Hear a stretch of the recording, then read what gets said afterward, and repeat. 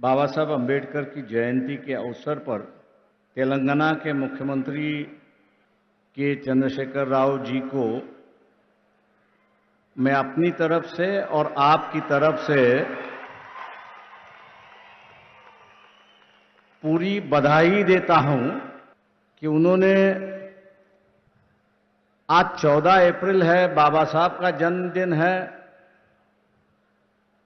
125 feet की मूर्ति का अनावरण भी आज हो गया है, लेकिन साथ साथ इस देश के अंदर जो दबा हुआ, कुचला हुआ समाज जो है, उसमें एक नई चेतना, एक नई जान दोबारा उन्होंने शुरुआत की। एक चिंगारी जो है, एक नई चिंगारी उन्होंने शुरुआत। मैं मानता हूं कि हम लोग जो है बाबा साहब की जयंती मनाते हैं,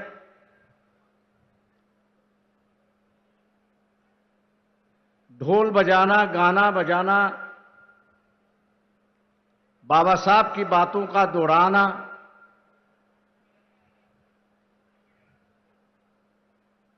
लेकिन यहां आने के बाद मुझे दिखाई देता है कि बाबा साहब की जो जयंती है वो अलग ढंग से मनाई जा रही है।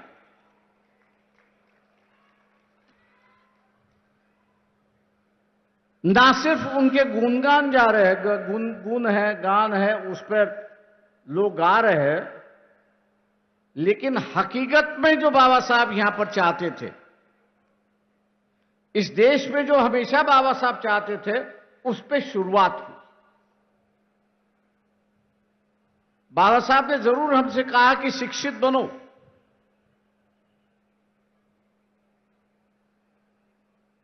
शिक्षित बनने के बाद आप संगठित हो और एजिटेट करो, लेकिन किसके लिए?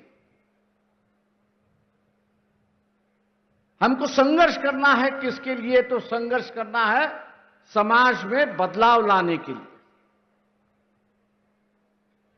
हमको संघर्ष किससे लाना है? तो एक नई व्यवस्था इस देश में पैदा करनी।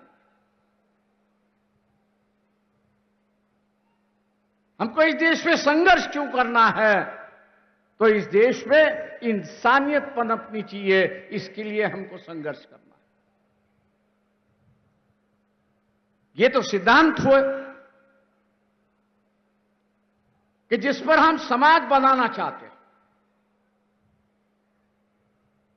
ये जो सिद्धांत है कि जिसके बुनियाद पर यहां की समाज व्यवस्था चलती रहेगी। लेकिन आज जिस युग में हम लोग जी रहे हैं, उस युग की हकीकत भी हम लोगों को जाननी हो। और वह हकीकत है कि 1923 में बाबा साहब ने एक इकोनॉमिक थीसिस लिखी थी।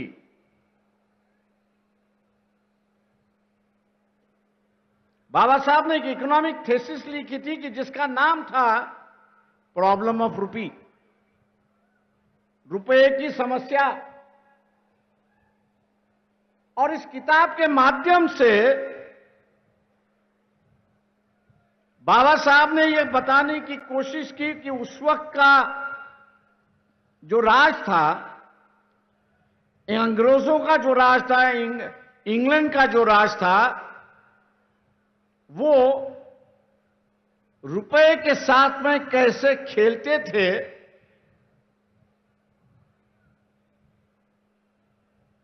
और उस खेल के माध्यम से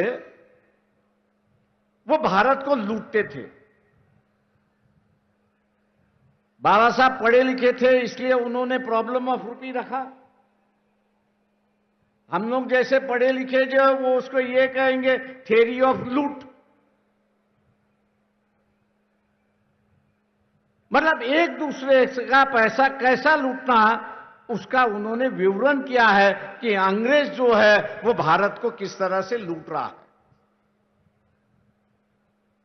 मैं मान के चलता हूं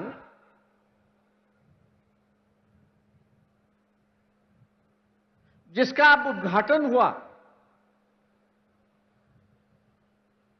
दलित बंधु का जो उद्घाटन हुआ, ये थोड़े बहुत पैमाने पे इस थियरी ऑफ लूट को रोकने की कोशिश की जा रही है।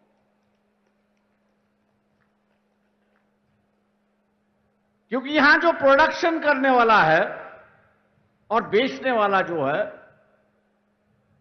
वो यहां का दबा कुचला हुआ समाज नहीं है, दलित नहीं है, आदिवासी नहीं है, वो तो सिर्फ खरीदने वाला समाज है। आज उसमें भी एक व्यापार की भावना, कमर्शियलाइजेशन है, उसकी कोशिश की जा रही है। मैं उसकी सराहना करता हूं और मुख्यमंत्री चंद्रशेखर राव जी का धन्यवाद देता हूं कि उन्होंने इस देश को आर्थिक दुर्बलता से कैसे लड़ना चाहिए, आर्थिक दुर्बलता से कैसे लड़ना चाहिए, और साथ साथ ये जो पॉवर्टी एलिवेशन का जो सरकार का कार्यक्रम है, उसको एक नई दिशा देने की कोशिश की। इसलिए बाबा साहब की जयंती पर बाबा साहब के आर्थिक विचारों को आगे ले जाने के लिए मैं उनको दोबारा धन्यवाद देता हूं और अपनी बात आगे बढ़ाता हूं। दोस्तों, देश को आजाद हुए 70 साल हुए, लेकिन पूरी तरह से बाबा साहब आज भी लोगों के सामने आए नहीं। हम लोग यही समझते हैं कि बाबा साहब का जो कार्य रहा है, समाज कार्य रहा है, ये दलितों के लिए, आदिवासियों के लिए, आरक्षण के लिए ही रहा है, ऐसी परिस्थिति है। ये बात जरूर है कि उनका फोकस जो था, बाबा साहब का पूरा फोकस जो था, वो पूरा फोकस एलिवेशन जो है, दलितों का एलिवेशन करना, आदिवासियों का एलिवेशन करना, और यहां हम लोगों को एक ही माइनॉरिटी दिखाई देती है, वो रिलीजियस माइनॉरिटी दिखाई देती है। इस देश में सिर्फ रिलीजियस माइनॉरिटी नहीं है, इस देश में कम्युनिटी माइनॉरिटी भी है। लोहार है, कुम्हार है, सोनार है, ऐसे कई समाज में गिन सकता हूं कि जिनके गांव में सिर्फ 2 या 4 या 5 या 10 घर होंगे, उससे ज्यादा नहीं हो। और बाबा साहब ने कहा कि जैसे एक रिलीजियस माइनॉरिटी है, उसी तरह से यहां एक कम्युनिटी माइनॉरिटी भी है, और इस कम्युनिटी की हिफाजत करना है, इस कम्युनिटी माइनॉरिटी की हिफाजत करना है। तो उन्होंने 1956 में जब स्टेट रीऑर्गेनाइजेशन कमेटी बनी थी, तो उसको एक न्योता दिया था और कहा था कि state should be reorganized not on the basis, state should not be reorganized on the basis of language. राज्य जो है वो भाषा पर आधारित नहीं होना चाहिए। अगर स्टेट रीऑर्गेनाइज आपको करना है तो पहला उसका वायबिलिटी आपको देखना है, इकोनॉमिक वायबिलिटी आपको उसकी देखनी है, उसकी ज्योग्राफिकल बाउंड्रीज उसको आपको देखनी है, और उसके माध्यम से एडमिनिस्ट्रेटिव यूनिट बनता है कि नहीं बनता है, ये आपको देखना है। 55-56 की बात थी। मैं यहां एक व्यक्ति का नाम लूंगा, पुट्टी श्रीरामुलु जी का, कि जिन्होंने आंध्र प्रदेश बनाने के लिए अपना बलिदान दिया। जब तक यहां बलिदान नहीं दिया जाता था, तब तक कोई राज्य या कोई सवाल हल नहीं होती थी, ऐसी एक परिस्थिति है। बाबा साहब ने पुट्टी श्रीरामुलु को श्रद्धांजलि अर्पण करते हुए कहा कि आंध्र प्रदेश बनाने से कांग्रेस पार्टी ने पुण्यदम कर दिया है। पुण्यदान जो होता है वो पुण्यदान कर दिया है, ऐसी एक परिस्थिति है।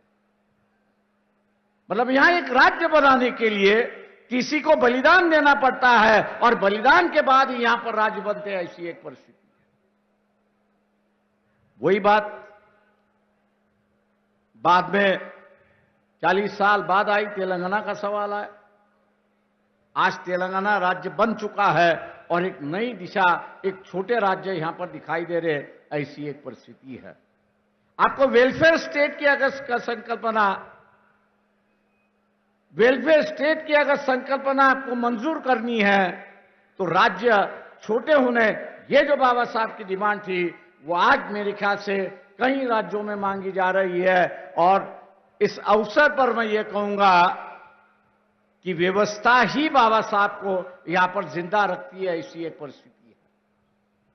व्यवस्था ही यहां पर जिंदा रखती है, ऐसी एक परिस्थिति है।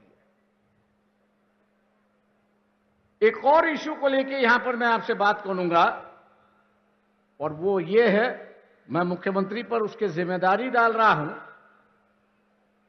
कि आप लोगों को इकोनॉमिकल एम्पावरमेंट करने की कोशिश कर रहे हैं। 10 लाख की आप जो है उनको ग्रांट दे रहे हो, बहुत सराहनीय बात है, बहुत अच्छी बात है, उसका स्वागत है और लोग इसलिए आपको दुआ भी देते हैं। लेकिन 1 साल के बाद ये 10 लाख रुपए की कीमत आज जो है वो वैसी बरकरार रहनी चाहिए। ये जो 10 लाख रुपए की कीमत जो है वो वैसी की वैसी बरकरार रहनी चाहिए। ये सबसे बड़ा बाबा साहब का इशू था और उन्होंने ये कहा था कि जब तक हम लोग रुपए की कीमत, वैल्यू ऑफ रुपी, इसको हम लोग जब तक स्टेबलाइज नहीं कर पाएंगे, इसको जब तक हम लोग स्टेबलाइज नहीं कर पाएंगे, तब तक हम लोग कितना भी पॉवर्टी एलिवेशन का कार्यक्रम अगर करते रहे तो वैल्यू की कीमत जैसे नीचे बढ़ जाएगी वैसे उसकी गरीबी भी नीचे चलती जाएगी। और इसलिए आज के मुताबिक बाबा साहब की जयंती पर हम लोग ने इस बात को गौर करना चाहिए कि जब तक प्राइस स्टेबिलिटी होता नहीं है, आज मैं दुकान में जाऊं तो ग्लूकोज का बिस्किट मुझे 5 रुपए में मिलता है, 1 साल के बाद जाऊं तो वही मुझे 7 रुपए में मिलता है, 2 रुपया बढ़ गया है। ये जो 2 रुपया बढ़ता है वो गरीबों को काफी बड़ी चोट पहुंचाता है, ऐसी एक परिस्थिति है। और इसलिए रुपए की जो वैल्यू है उसको स्टेबलाइज करना जरूरी है, ऐसा मैं मान के चलता हूं। और मुख्यमंत्री होने के नाते एक मुख्यमंत्री अगर इसकी शुरुआत करे तो हो सके कि देश के मुख्यमंत्री भी आपके पीछे चलने की कोशिश वहां पर करेंगे और ये जिम्मेदारी आप इस जयंती के अवसर पर लेंगे, ऐसी मैं अपेक्षा आपसे करता हूं। 2 आखिरी बात है, मुझे पता नहीं इस हैदराबाद का और बाबा साहब का क्या संबंध था, वो मुझे जानकारी नहीं है। लेकिन कॉन्स्टिट्यूएंट असेंबली के डिबेट्स में जब पढ़ रहा था और भारत के सिक्योरिटी का सवाल जब आया तब उन्होंने कहा कि भारत को एक और कैपिटल होने की जरूरत है, एक और कैपिटल होने की जरूरत है। और जब उनसे पूछा गया कि दूसरा कैपिटल कहां होना चाहिए तब उन्होंने हैदराबाद सिटी का नाम लेके कहा कि सेकंड कैपिटल जो है वह हैदराबाद में होना चाहिए, क्योंकि पाकिस्तान के बॉर्डर से दिल्ली जो है वो 300 किलोमीटर, चाइना की बॉर्डर से दिल्ली हम लोग देखा जाए तो 500 किलोमीटर बॉर्डर है। और इसलिए उन्होंने कहा कि जब तक हम लोग दूसरा कैपिटल बनाते नहीं तब तक जो है हम लोग सुखरूप है, वी आर सिक्योर्ड, ये नहीं हो सकता। और इसलिए उन्होंने जो है वो हैदराबाद को सेकंड कैपिटल होने की मांग की थी, उस वक्त पूरी नहीं हुई। शायद मेरे ख्याल से तेलंगाना दोबारा इसको मांग करेगा तो सेकंड कैपिटल ऑफ इंडिया जो है वो हैदराबाद यहां पर बन सकता है, ऐसी एक परिस्थिति है। मैं एक आखिरी सवाल यहां पे कहूंगा, क्योंकि यह वो आज सबसे बड़ा इशू बन चुका है कि जिस पर राजनीतिक रोटियां सेकी जा रही है, और वो ये है कि इस देश को धार्मिकता में हम लोग परिवर्तन करना चाहते हैं। इस देश को जो है हम लोग धार्मिकता में परिवर्तन करना चाहते हैं। 1938 में ही बाबा साहब ने किताब लिखी थी जिसका नाम था थॉट्स ऑन पाकिस्तान, जिसका नाम था थॉट्स ऑन पाकिस्तान। आज दोबारा पढ़ लीजिए। उस वक्त की जो राजनीति चल रही थी वो यही थी कि हिंदुओं की जो शेंडी होती है, चोट होती है, वो मुसलमानों के हाथ में थी, और मुसलमानों की दाढ़ी जो थी वो हिंदू के हाथ में थी।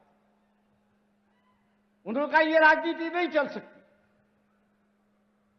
उन्होंने कहा ये राजनीति नहीं चल सकती, दोनों अलग अलग है।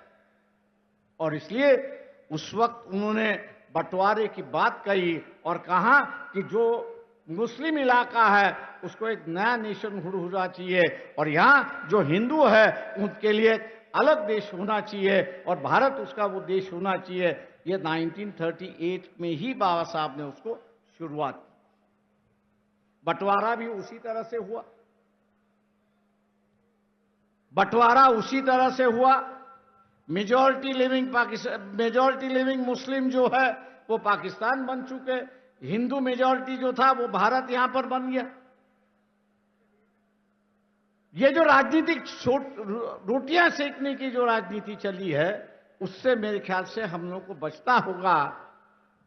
उससे हम लोग को बचना होगा कि जब यह बंटवारे के साथ साथ इस देश में रहने वाले हिंदू उनके लिए एक राष्ट्र बन चुका है, तो नया राष्ट्र की कहां की चर्चा आप शुरुआत करते हैं। ये तो गुमराह की बात है, धर्म की राजनीति की बात। और जो बाबा साहब ने चेतावनी दी थी कि जिस दिन इस देश में धर्म और जात की राजनीति शुरुआत होगी, जिस दिन धर्म और जात की राजनीति शुरुआत होगी, उसका पहला कैजुअलिटी यह होगा कि you will have no national leader. उसकी कैजुअलिटी यह होगी कि आपके पास कोई नेशनल लीडर नहीं होगा। आज मैं मान के चलता हूं कि इस देश में कोई नेशनल लीडर नहीं। मुझे लोग पूछते हैं कि यहां आखिरी नेशनल लीडर कौन है। मैं एक ही कहता हूं कि जो अपने पार्टी के खिलाफ जाने की हिम्मत रखता था, अटल बिहारी वाजपेयी अपने पार्टी को भी सुनाता था, इसलिए मैं इनका वो आखिरी करता हूं, उसके बाद भी कोई नहीं किया। आज जो स्टेट लीडर्स है उनको मौका है नेशनल लीडर बनने का, लेकिन लोगों ने उनको साथ देना जरूरी है, तभी जाके वो नेशनल लीडर यहां पर बनेंगे। मैं आज उम्मीद करता हूं आप लोगों से कि तेलंगाना ने डेवलपमेंट के माध्यम से एक नया रास्ता देश को दिखाया है। वही रास्ता आप आगे देश में ले जाने की कोशिश करेंगे और मौका भी देंगे आपके मुख्यमंत्री चंद्रशेखर राव को। इन्हीं बातों के साथ बाबा साहब के जन्मदिन पर आप सब लोगों को बधाई देते हुए, जन्मदिन हम लोग सभी मनाते हैं, धूमधाम से हम लोग मनाते हैं, अगले साल भी मनाते रहेंगे। लेकिन अगले साल जो बाबा साहब ने चेतावनी दी थी, उस चेतावनी को याद रखते हुए हम जात और धर्म के राजनीति से अलग होंगे, यही शपथ हम लोग लेंगे। जय भीम, जय भारत।